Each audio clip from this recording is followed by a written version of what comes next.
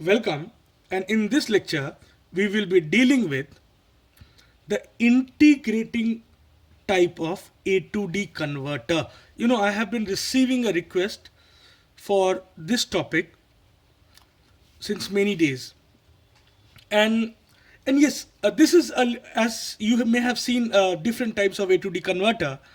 This is a little bit typical one as it follows a different logic. Now,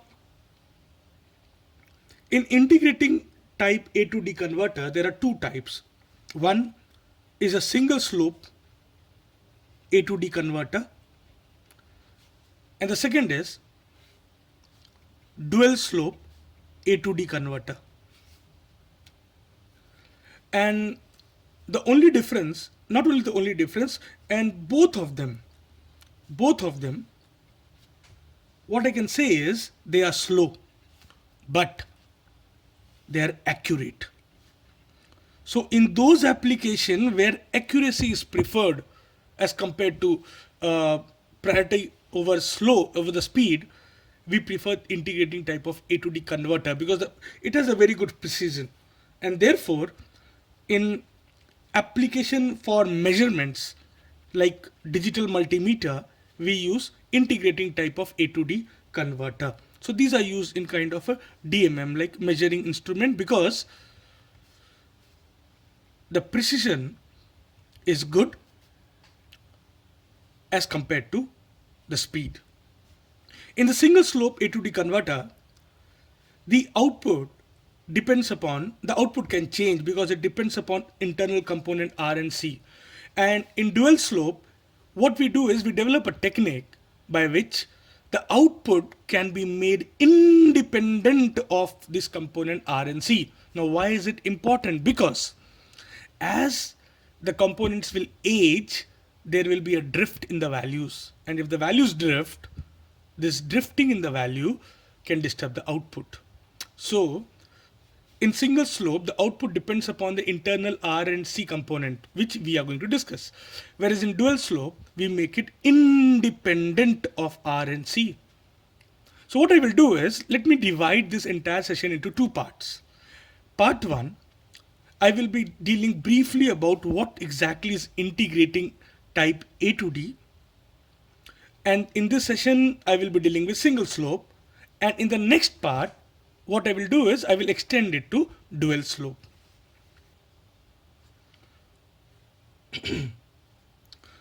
In integrating type of A to D converter, this is an indirect method of A to D conversion. Now, when I say indirect method, what do I do is, this is an indirect method. Now, why do I say it is an indirect method of A to DC, analog to digital conversion? Because what we do is, we convert the analog voltage for which the digital equivalent is required, the analog voltage, we convert this analog voltage to a proportional time.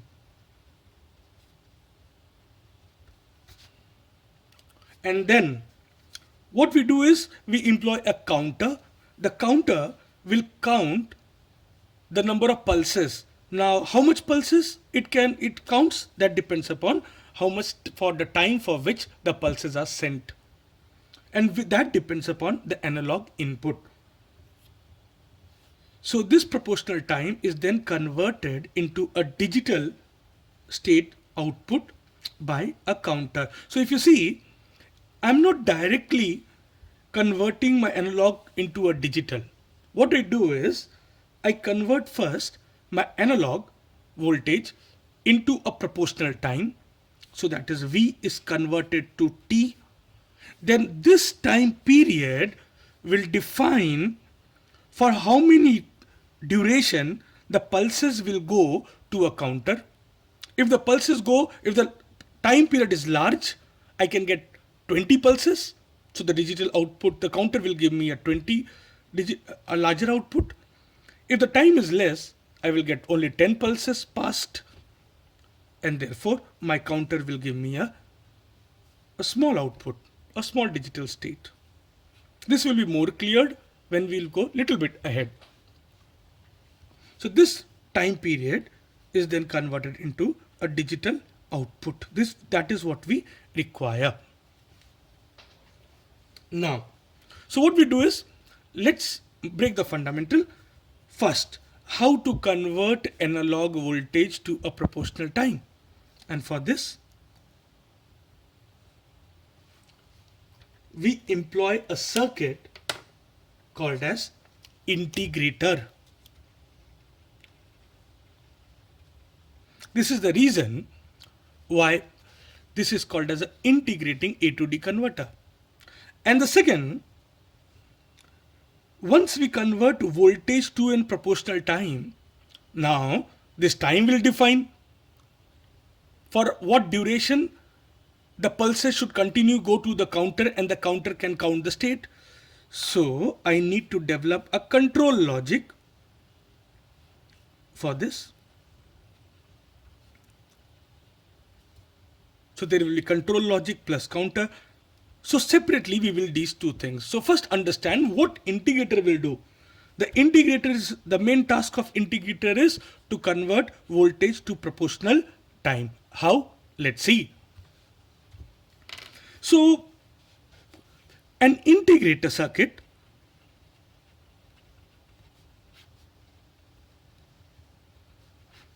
with an op amp will look something like this. This is my resistance, this is my capacitor, okay, and then my negative input, my positive input. So if I give my input here positive, the output will be negative.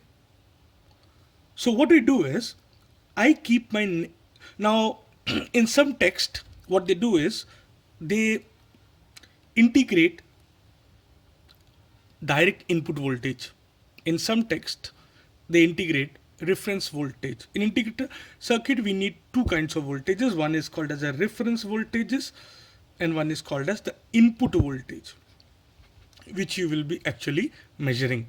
So in this case, in our circuit, what I will be doing is I will be integrating the reference voltage. So if I give a positive, output will be negative. So what I do is I get a negative reference voltage. Now, in an integrator, how fast the output changes, that is, the rate of change of output is proportional to the input voltage. So what does an integrator do? If you look at it, an integrator, V output is given by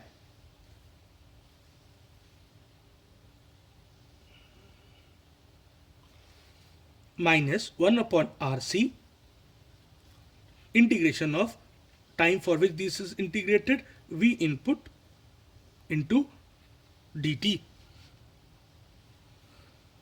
So what if I differentiate, I find dV out by dt is nothing but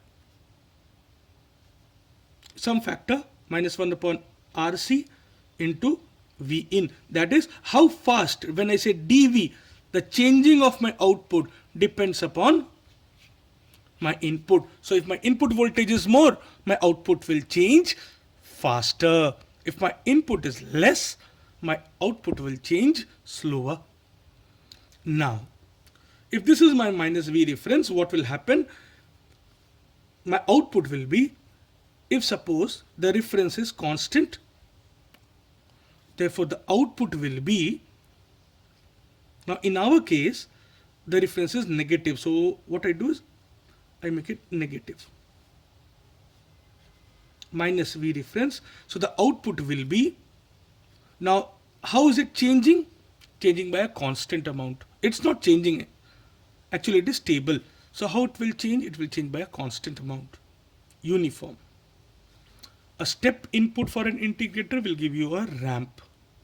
Now there are multiple things which we will deal in the graph, and that will clear more concept.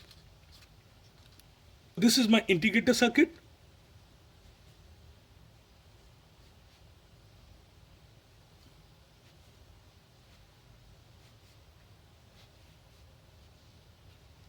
I give a negative reference voltage. What will be my output? I know if my input is constant, that is, if you see with time, my input is constant. So the output will go on adding, and the output will increase. But how? At a uniform rate. Again, as I say, the rate of change of output is proportional to the input voltage. Now this is what will define the operation. And so why are we using integration? Because we want to convert the voltage into proportional time. Voltage into proportional time. Now see how it will happen. Let's say if this is my input, okay, and this is my input. One input is this, let's say name 1. The second input is a little bit higher. I give it as a name 2. The third input is more. I give it a name 3. Now, if I pass through an integrator, what will happen? My output will be like this. 1. Since the input is less, the output will change slowly. 1. Slope will be less. 2. The input is more, so output will change the faster rate. Slope will be more. 3. The input is furthermore, so the output will change at a more faster rate. Now don't you think like this? If I take a fixed amount of voltage here, let's say I take a voltage here,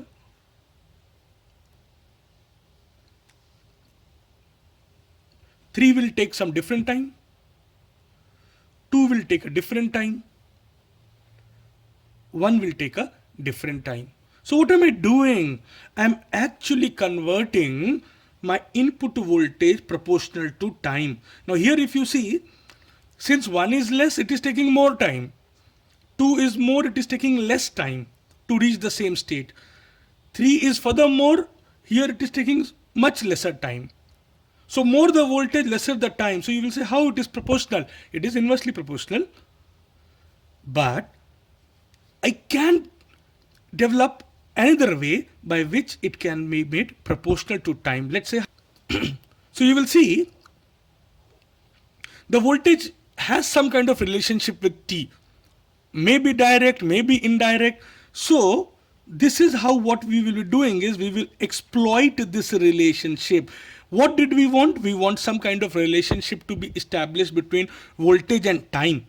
And then proportional to this time, we will develop a circuit by which a digital output state can be made. So first step we have done. How? By using an integrator, we converted voltage to proportional time. In our case, it is indirect proportional. There are other ways by which we can have direct proportional. So I hope the first step is clear. So my first job is done, where analog voltage to proportional time, I employ an integrator. Now we will look for the second circuit. Now this is possible. Let's do one thing. Let me directly go to the circuit, and there I will be able to explain you even this operation. Okay, now let's say I have a counter. Okay, and this counter receives through an AND gate the clock pulse. It counts, what is a counter? It counts the clock pulse. So if it receives one clock pulse, it will give me one digital state, two clock pulse, two digital state, third clock pulse, third digital state. So the digital output is proportional to the number of clock pulse it receives. And this clock pulse, what I will do is, This is my regular pulses from a clock generator. But who will control this? This will be controlled by this time period. So this time, which I can, and this time is proportional to whom? It has a relationship with the analog input. So the analog input will decide for what duration the pulses will go to the counter, because it is having a relationship with time t by integrator. If the clock pulses go for a larger duration, I will get a higher digital output state.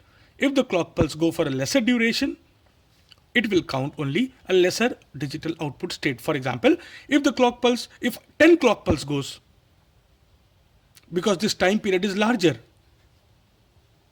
this is AND gate, right? So this is high. This time period is larger and 10 clock pulses go, I get a digital output of 10. If this is lower, time period is less, I find within this only 3 clock pulses will go. So my output will be only 3. So my output depends upon the number of clock pulses received, which depends upon the time period, which depends upon the analog input. So this is what is the entire logic. Let's apply this logic into single slope A to D converter, and then it will become easier. So since you understood that there are two stages, one conversion of V proportional to T, and the second stage is T will the counting of the counter. So there are two stages, V proportional to T and this T permitting or regulating the number of pulses going to counter, which will count my digital output state. So indirectly, if you see, digital output depends upon the number of pulses it receives. This depends upon the time period. This time period depends upon analog input voltage. And this is why we say it is single slope A to D converter. Now, single slope A to D converter. Now remember, in an integrating type A to D converter, you always need two kinds of voltage. One voltage will be your input voltage, which you need to convert into an equivalent digital state. And the second will be your reference voltage. So these are two. And always the polarity should be opposite. So if V in is positive, your V reference will be negative. And if V in is negative, V reference will be positive. That is a vice versa relationship. No, V is proportional to T. I would again like to emphasize how this T will define my output stage. This is counter. This is AND gate. Pulses. And this is my integrator output. So let's say my time period is this much. Within this much time period, I will have 1, 2, 3, 4 clock pulse. So if 4 clock pulse goes, the digital output state will be 4. Because later AND requires both the gate to be high. When it will become low, no clock pulse will be transmitted. Now if this is less, let's say this time converted by analog voltage is less, only this, how much pulses will go? Only 1, 2 and 3. So the digital state will be now only 3. So if it is more when the time period for which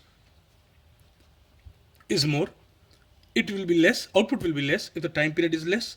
And when the time period is more, when the analog input is more. When time period is less, analog input is less. In our example, it was inversely proportional, but as I said, we can develop a circuit where it is proportional to time. And in single slope, we do the same thing. That In a single slope, two things will be required. One is your integrator module and one is your counter module, which will convert voltage to relationship with time, and the second will count the number of pulses proportional to this particular time and give me an output state. How does the circuit looks like? In the circuit, first it will have an integrator. Let's see how does an integrator looks like. So this is my op amp, capacitor, ground, this is negative, this is positive.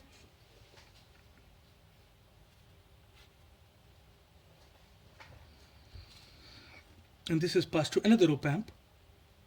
This op amp, another input is from the analog input which I need to be measured. So this is first sampled, hold, and then passed. Okay. After this, what we do is, so let's first understand the purpose of this, and then we will go ahead. Now, this is my integrator.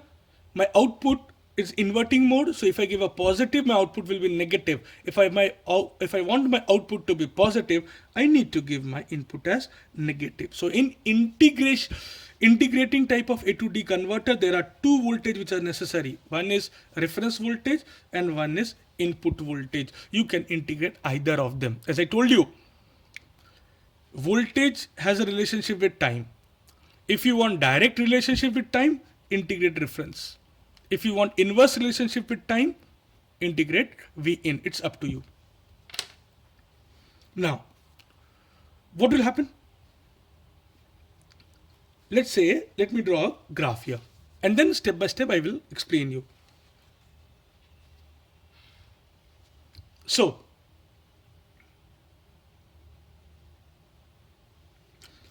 let's say this is my input voltage.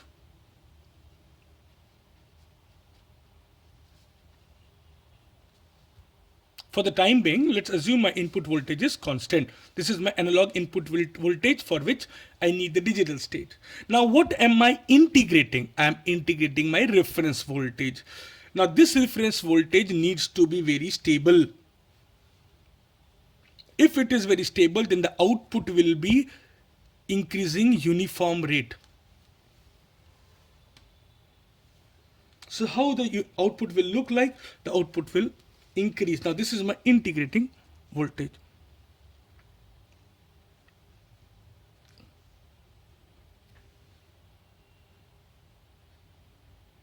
Now what happens at this point? My input voltage and the output will become same. And if they become same, what will be my output? My output will be, I know in an op amp, if both the input are same, it's a differential gain. So the difference of the two input is 0. My output will be 0. So it means the circuit will be stopped. The circuit will be tripped. This is my trip point or tripping point. Here I will reset my circuit, and whatever is the output, I will lock, that is, latch the output. When my reference voltage is getting integrated and is not equal to the input voltage, I have a mechanism, or I have a circuit which generates clock pulse. And this clock pulse is being counted. Just see. And the moment my circuit is reset, the clock pulse stops. So don't you think the clock pulse which is sent to the counter is proportional to this time? And this time is proportional to my input voltage. How? If my input voltage is this much, the circuit is getting reset at this point. If my input voltage is higher, my circuit will reset at this point. The timing will be more. So this time period is directly proportional to my input voltage. So what we do is, now how to define the clock pulses? For this we have a control logic circuit. Now this control logic circuit will receive one clock pulse from a clock generator, and this will be responsible to generate a reset circuit for the counter when both the input are same, so that my circuit can stop. And it means my reference voltage has become equal to the input voltage. That is, the reference voltage has reached a level, output of the integrator has reached a level where it is equal to the input voltage. So this is my clock, and the output of control logic, it goes to a counter.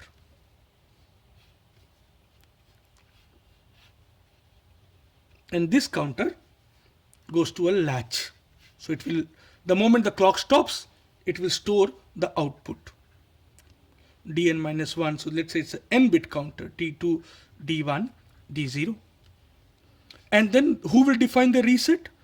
The control logic. Where it will define the reset? When output of integrator and analog are same, that is, it will become 0. Otherwise, the control logic will not issue any kind of reset, and the counter will continue to count the clock pulse, and it will show me digital output state. Once it is reset, even my integrator will also become reset.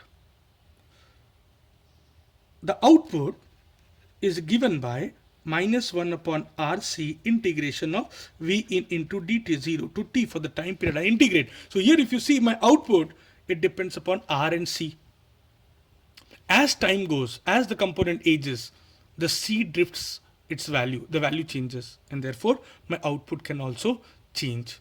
Hence, so if you see in this entire circuit, what we have done, we have converted by integrator voltage to proportional time, and then this time,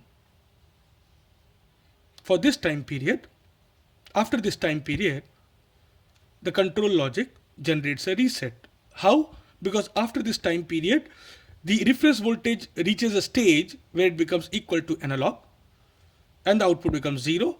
Control logic understands this and generates a reset. So for those time period for which the output of integrator is less than input, the clock will be continuously received by the counter, and it will go on counting and giving me a digital output stage. The moment they become equal, the circuit will stop. This is why it is called as a single slope, because you have a single slope A to D converter. The only what happens is the speed is slow, but you have a good precision. Accuracy is good, but the output here, the disadvantage is it depends upon the R and C component. So what we do is, to make it independent of R and C, rather one slope, we will use two slopes, and we'll try to make it independent of RC component. It's a longer one, but if you summarize and again you go at, I will prefer that you go with single slope first and then try to understand the dual slope.